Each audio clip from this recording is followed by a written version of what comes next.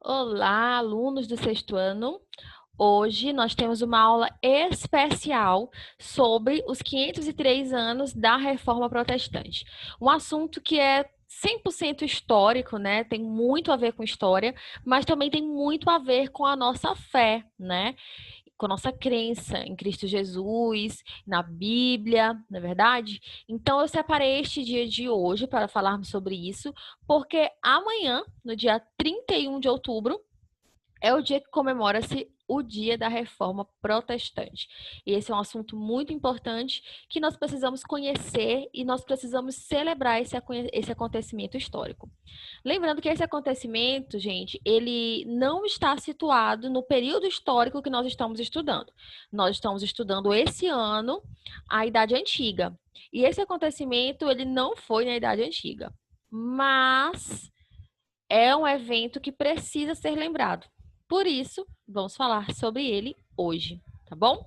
Então, preparem-se e já vou adiantando. Façam anotações, porque vocês irão precisar fazer uma atividade, um resumo, na verdade, e vocês precisarão ter anotações e prestar muita atenção nesta aula, ok? Então, preparem-se. Boa aula a todos. Espero que vocês gostem e que vocês entendam, tá bom? Vamos começar. Muito bem. Falando em reforma protestante, talvez a primeira coisa que venha à sua mente seja: mas o que é uma reforma protestante, né? Então vamos lá. Falar um pouquinho, de forma bem resumida, mas com pontos importantíssimos sobre este assunto, ok? Vamos começar.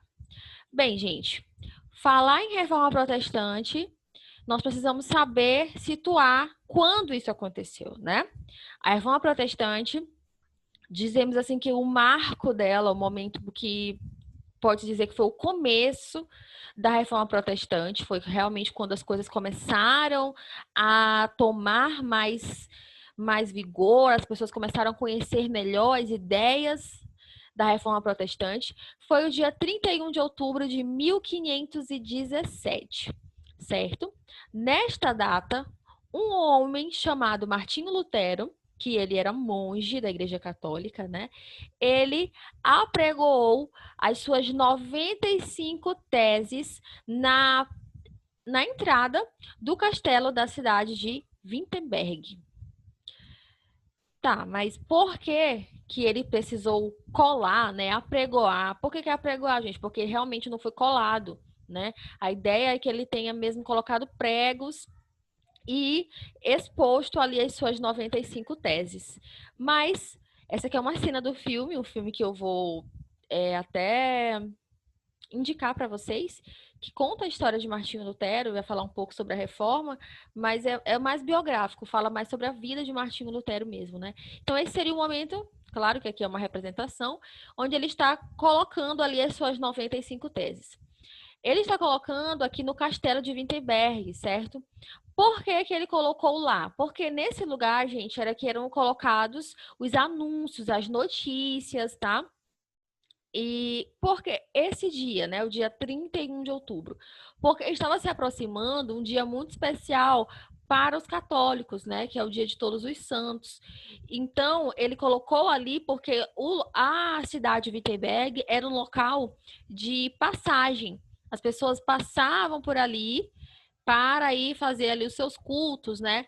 Então, era um local muito visto, por isso ele colocou ali nesse mural ali do Castelo de Wittenberg, certo? Ah, sim. E o que eram essas 95 teses? Essas 95 teses eram as ideias de Lutero, eram as ideias que ele tinha para mudar na Igreja Católica. Martinho Lutero começou a estudar os escritos da Bíblia, né, que nessa época estava em latim, e ele era uma pessoa estudada, né? Ele tinha o conhecimento do latim, ele começou a estudar a Bíblia e começou a ver coisas na Bíblia que não tinham nada a ver com o que estava acontecendo na igreja. Então, Martinho Lutero começou a ficar realmente inconformado com aquela situação. Então, essas 95 teses seriam os pontos que ele queria discutir com a igreja, certo? Um dos pontos principais que Martinho Lutero queria discutir com a igreja era em relação à venda de indulgências. O que era a venda de indulgências? As pessoas chegavam lá para os vendedores, levavam dinheiro e compravam um documento, um papel. Nesse papel, a igreja perdoava os pecados daquela pessoa. E não só daquela pessoa, mas também de seus parentes que já haviam morrido. E com isso, através dessa compra deste papel, deste documento, as pessoas poderiam se livrar do inferno, certo? Que era algo que eles temiam muito, né, na época. Então, eles compravam esse documento por preços altos até mesmo, para livrar-se e também aos seus entes queridos que já haviam falecido. Havia, de acordo com os historiadores, havia um ditado dos vendedores que dizia assim: ao tilintar da moeda caindo no cofre, uma alma era livre do purgatório. O purgatório seria ali um lugar, né, entre o céu e o inferno, onde as pessoas ainda passariam pelo juízo, né? Então, nesse momento em que o seu ente querido pagava essa indulgência, a pessoa saía do purgatório e ia direto para o paraíso, de acordo com os vendedores de indulgências. E Martinho Lutero começou a perceber que aquilo não tinha relação com o que estava na Bíblia. Então, ele queria discutir esses assuntos com a igreja. É muito importante ressaltar, gente, que quando nós falamos em reforma, quando vamos dizer assim, vamos reformar uma casa, a ideia não é destruir a casa, é consertar o que está quebrado, é melhorar. Então, Martinho Lutero, ele não era contra a Igreja Católica, ele não queria destruir o catolicismo, não era nada disso. Ele só queria que a Igreja Católica andasse de acordo com o que as Escrituras Sagradas diziam. Então, as 95 teses dele eram ideias para trazer melhorias para a igreja, para que a igreja vivesse o que a Bíblia afirmava. Era realmente uma reforma, né? Mas olha, nós falamos de Martinho Lutero, mas ele não foi o primeiro a ter esses pensamentos de reformar a igreja. Antes dele, houveram o que nós chamamos de pré-reformadores, né? Pessoas que já estavam ali com esses ideais de mudar a igreja, de viver de acordo com a Bíblia, de lutar contra corrupções, porque nós sabemos que no meio dessa venda de indulgências havia muitas práticas, né, que eram já erradas, né, de corrupção realmente. Entre eles nós temos aqui John Wycliffe. Ele foi alguém que quis traduzir a Bíblia para o inglês.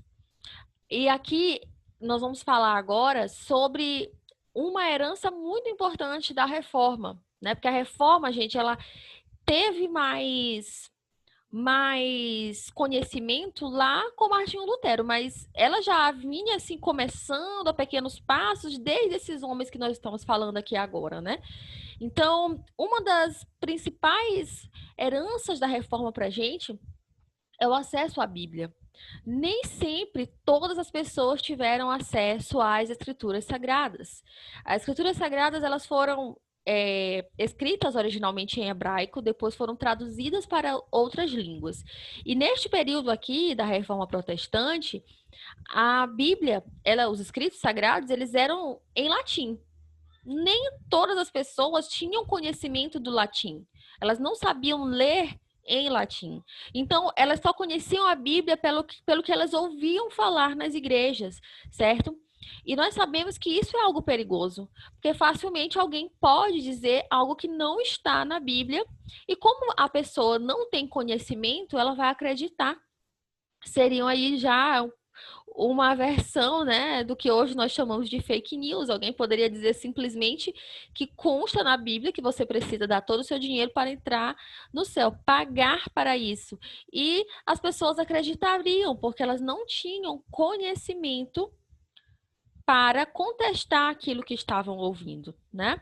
Então, esses homens que nós veremos aqui, eles tentaram tentaram e conseguiram traduzir a Bíblia, colocar na língua do povo, para que as pessoas tivessem acesso, pudessem ler, estivessem mais informadas e dessa forma não pudessem ser enganadas por vãs filosofias de homens, não é verdade? Então eles tentaram aí, e olha só, gente, a Igreja Católica, né, que era a igreja, a única igreja da época, né, a igreja oficial, digamos assim, ela era contra essa tradução da Bíblia. Então, esses homens, eles foram perseguidos. Nós temos aqui o exemplo de John Wycliffe. Era uma forma, era tipo contrabando, seria mais ou menos como vender drogas hoje em dia, algo totalmente proibido.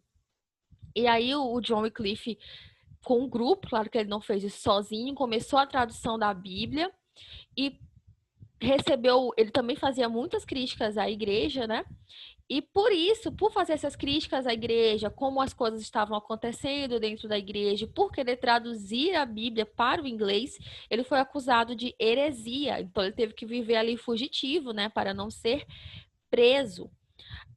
Interessante que muitos dos escritos dele foram queimados, né? As Bíblias que ele chegou a traduzir foram queimadas depois, tá? Porque a igreja realmente não aceitava essa tradução. Era um livro proibido de ser traduzido. Outro reformador foi o John Huss, que também tentou traduzir a Bíblia, só que não para o inglês, para a língua realmente do povo dele, que era o tcheco. E, novamente, a igreja não permitiu, né? Ele foi condenado por heresia e foi queimado vivo, que era uma prática comum naquela época. As pessoas que eram condenadas por heresia, o que é heresia? Eram pessoas que eram contra as escrituras sagradas, né? Então, olha só, a pessoa quer traduzir a Bíblia, fazer com que a Bíblia seja popular, conhecida por todas as pessoas e é condenado por heresia, né? Por ir contra a Bíblia, por dizer coisas contrárias ao que a Bíblia dizia. Então ele foi condenado por heresia e foi queimado vivo, né? Algo muito triste, muito lamentável e nos faz uma reflexão, nos faz ter uma reflexão, né? De como foi difícil que hoje todas as pessoas tenham acesso à Bíblia. Todas, entre aspas, porque nós sabemos que existem países que é proibido ainda hoje, né, gente? Então, essas pessoas aqui, Wycliffe, John Huss, eles lutaram para que a Bíblia pudesse ser traduzida, porque eles sabiam que a Bíblia própria diz, né? Eles conheciam a Bíblia, que a verdade é que liberta, e a verdade está contida aqui na palavra do Senhor Jesus, né? Então, ele foi condenado e foi queimado vivo. Outro reformador, esse aqui já veio depois de... uma coisa interessante aqui sobre o Joe Hus é que ele, perdão, sobre o Joe Hus não, sobre o Wycliffe, né? Que ele foi acusado, mas ele não foi condenado. Então, alguns livros que ele havia traduzido, né, algumas versões da Bíblia ainda ficaram circulando, né, depois dele ter morrido. Então, a igreja já havia feito essa lei que as pessoas que fossem encontradas traduzindo a Bíblia, elas seriam condenadas, né, de heresia. Então, o que eles fizeram? Exumaram o corpo dele, os ossos dele, no caso. O que é exumar? Cavar e tirar os ossos lá, né, do lugar onde foi enterrado. E queimaram os ossos dele, né, querendo demonstrar, assim, que ele era um herege, e se ele tivesse vivo, ele teria sido queimado vivo. Mas como ele já estava morto, eles queimaram os ossos dele em representação. Para vocês perceberem como o negócio era sério mesmo, né? E aí temos John Hus, que eu já falei. E vem o William Tyndale. O William Tyndale, ele veio depois de Martinho Lutero. Também lutou para traduzir a Bíblia, né? Também para o inglês. E ele foi condenado também por heresia, foi queimado vivo. E o interessante dele, interessante não de legal, mas de triste, né? E de também a gente ficar assim assustado com a maldade do ser humano, é que com Tyndale, não só ele foi queimado vivo, mas todas as pessoas que tinham algum tipo de relação com ele, né? Todas as pessoas que estavam próximas a ele também foram condenadas e morreram queimadas vivas, né? Era uma prática muito comum da igreja naquela época, queimar as pessoas que não eram bem vistas não eram de acordo com os ensinamentos da igreja, porque o que valia mesmo naquela época, gente, não era o que as escrituras diziam, mas o que a igreja dizia. O que ela falava era lei, certo? Então, por que eu estou trazendo esses assuntos para vocês aqui hoje? Para que nós possamos refletir na importância do que esses homens fizeram e para que nós possamos refletir que hoje você ter uma Bíblia não é algo, nossa, veio aqui de graça, não foi, né? Para escrever a Bíblia, para traduzir a Bíblia, gente, muito sangue foi derramado. Começando pelo sangue do nosso Senhor Jesus, lógico que foi o derramamento de sangue mais importante da história, e após ele, muitos de seus seguidores morreram por esta causa, para levar o evangelho, para que hoje nós fôssemos conhecedores e tivéssemos acesso, né, gente, às escrituras. Então nós temos que valorizar a nossa Bíblia, valorizar as escrituras sagradas, porque se hoje você tem uma, duas, três, sei lá quantas Bíblias na sua casa, saiba que isso não foi algo que aconteceu de forma fácil. Muita luta tem aí por trás desse livro sagrado que você tem na sua casa. Por isso, façam uso, leiam e vivam a Bíblia, né? Voltando aqui, gente, para a questão da reforma protestante, a reforma trouxe 5 pilares para a igreja, para os cristãos de forma geral. Por que de forma geral? Porque cristão, gente, não é só quem é da igreja evangélica. Cristão é toda pessoa que segue a Cristo, né? Então, nós, na nossa condição de cristãos, nós não estamos aqui para julgar quem é cristão, quem não é cristão, mas de seguir a Cristo e amar todas as pessoas, né? Porque é isso que o Senhor nos ensina. Os mandamentos, eles se resumem em 2 principais, né? Amar a Deus acima de todas as coisas e amar o próximo como a mim mesmo. Então, esses 5 pilares aqui servem para todos os cristãos, todas as pessoas que se consideram cristãs. E eles são os conhecidos como os 5 solas. É o sola Scriptura, sola gratia, sola fide, solus Christus e soli Deo gloria. Vamos falar sobre cada um deles, ok? Eu trouxe essa tirinha aqui que eu achei bem legal, que é do Tom, que fala sobre os 5 solas, né? E diz assim: é somente nisso que eu creio. O sola fide, gente, é somente a fé. Que está se referindo aqui que nós não somos salvos pelo que nós fazemos. Nós somos salvos porque nós merecemos, porque eu sou uma pessoa boa, sou uma pessoa generosa. Não é assim. A Bíblia nos ensina que nós somos salvos mediante a fé em Cristo Jesus, né? E o que leva uma pessoa a crer? Aí vem o segundo sola, né? Que sola é a escritura, que somente a escritura. Tudo que nós precisamos saber em relação a Jesus Cristo, a verdade soberana, está ali nas escrituras sagradas, na Bíblia. Então nós precisamos conhecer, gente, para não sermos enganados, para não sermos levados por ensinamentos vãos, né, de homens, mas pelo ensinamento de Deus, porque nós sabemos que a escritura sagrada, ela foi inspirada por Deus. Não foram simplesmente homens, né, cerca de 40 homens que se reuniram e escreveram o que veio à mente deles. Não, é algo inspirado pelo Espírito Santo. Então, somente a Escritura ela é suficiente para que nós possamos conhecer, aprender mais de Deus. E como vocês viram, é algo que chegou a nós através de muita luta. Então, nós precisamos valorizar, ler, conhecer, tá bom? Isso é muito importante. E aí vem o terceiro sola, solus Christus, né?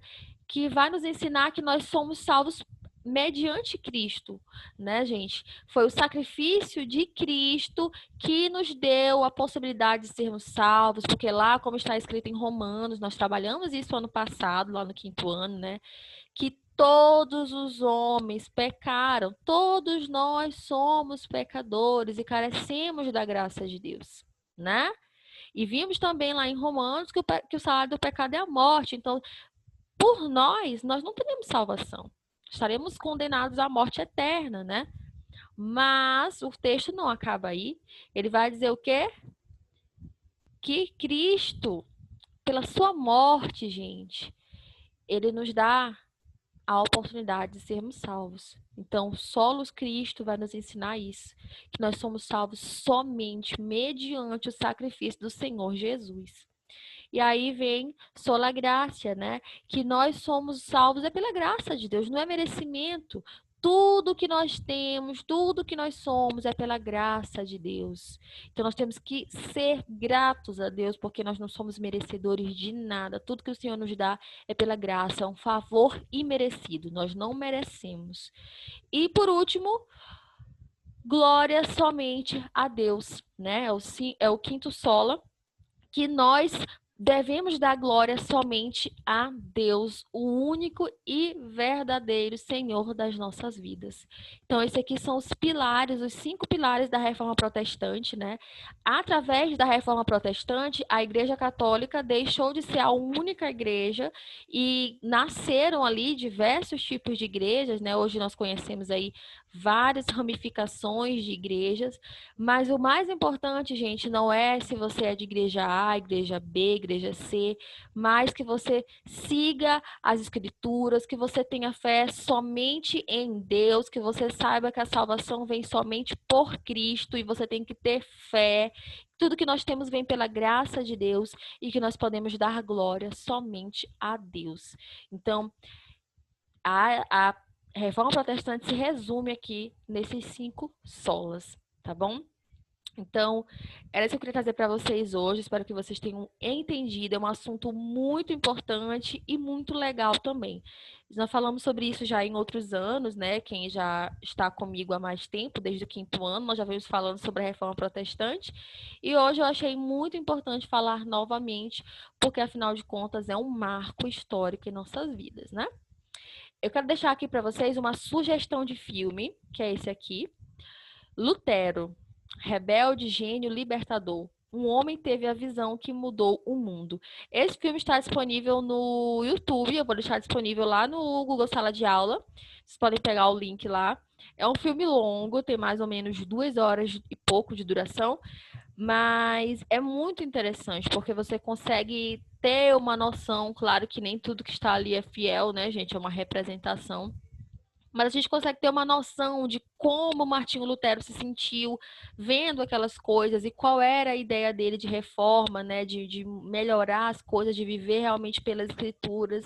Então é muito interessante. Quem tiver oportunidade e desejo, assista que você não vai se arrepender, tá? E quero deixar aqui para vocês também, após essa sugestão de filme, a nossa atividade de hoje. Vocês precisarão fazer um resumo sobre a Reforma Protestante. Esse resumo é no caderno, ele tem um mínimo de 20 linhas. Lembrando que é o mínimo, você pode escrever quantas linhas você quiser.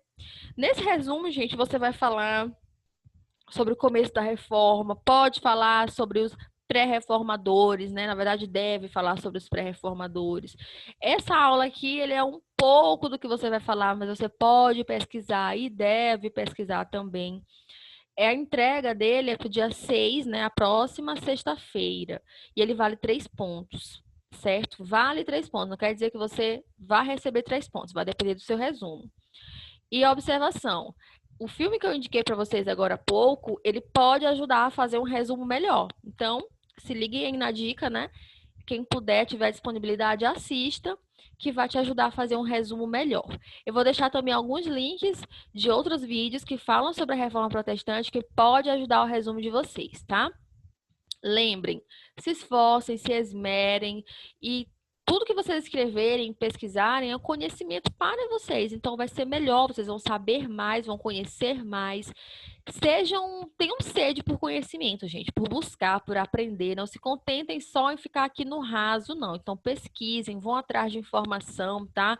Assistam ao filme, assistam aos links que eu vou deixar para vocês também. Pesquisem na internet, tá? Nossa aula aqui está bem resumida porque o assunto é extenso, né? Até para não ficar muito cansativo para vocês. Mas busquem, se precisar assistir a este vídeo novamente, assista novamente, capricha no seu resumo, tá? Eu não quero tópicos, é um texto explicando o que foi, quais foram as motivações, quais foram as consequências, né? Se esforcem. Caso precisem de ajuda, podem mandar mensagem, tá? Pode ser que eu não responda hoje, mas assim que possível eu vou responder, ok? Então é isto. Beijos. Espero que vocês tenham gostado da aula, que tenham entendido. Qualquer coisa é só me chamar. Beijos e bom resumo para todo mundo. Tchau, tchau.